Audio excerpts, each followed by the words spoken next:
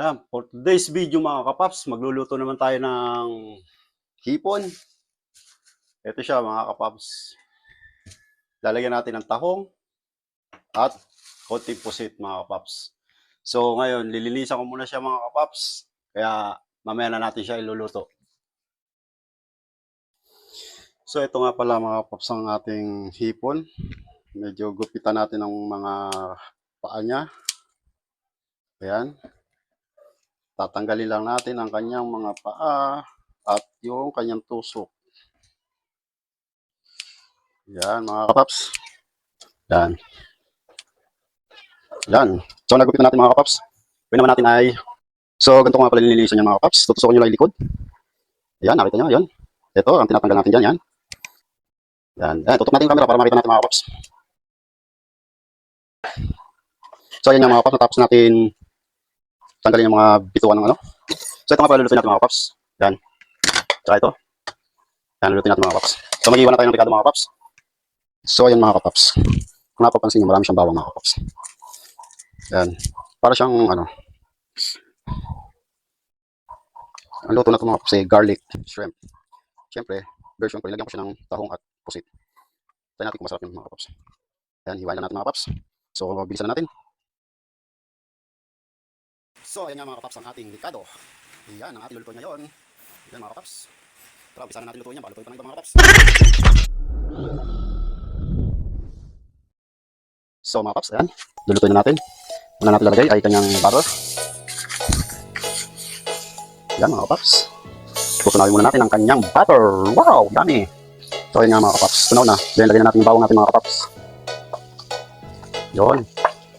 Yan, pakuplayin lang natin siya. Yan, halo-halo lang muna mga kapaps. Yan.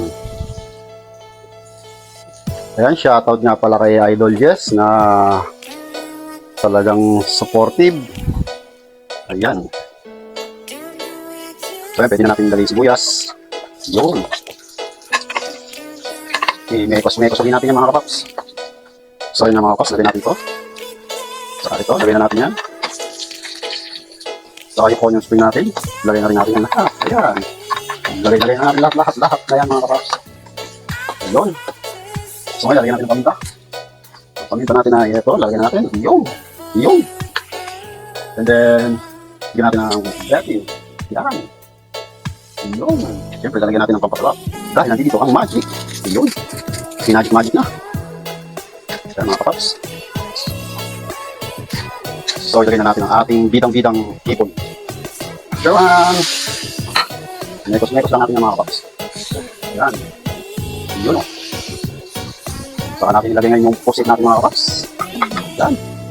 Mekos na rin natin mga kapaps. Yan. Ilagay na rin natin yung ating mais. Yun, yung mais natin mga kapaps. Yan. Mekos lang natin yan. Yan, bago lagyan natin ng patis. Shoo! Lagyan tayo ng oyster. Yun. Nice. Mekos lang natin yung mga kapaps.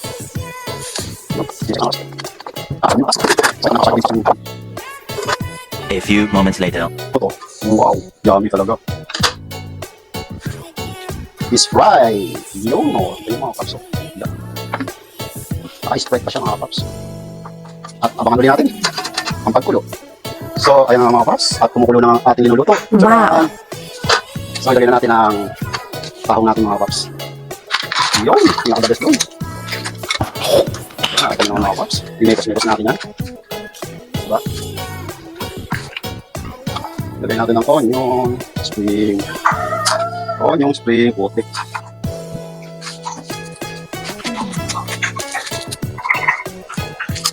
Additional ng garlic mga kapaps. Yung garlic natin mga kapaps. Ang dami. Yan ang garlic niya mga kapaps. So, mekos ulit natin yung mga kapaps.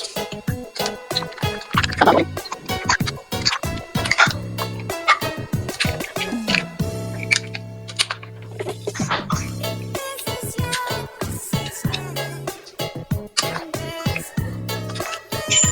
So, ayan nga mga kapaps. At tapos na tayo. Oh my God, ay napaka-yummy mga kapaps.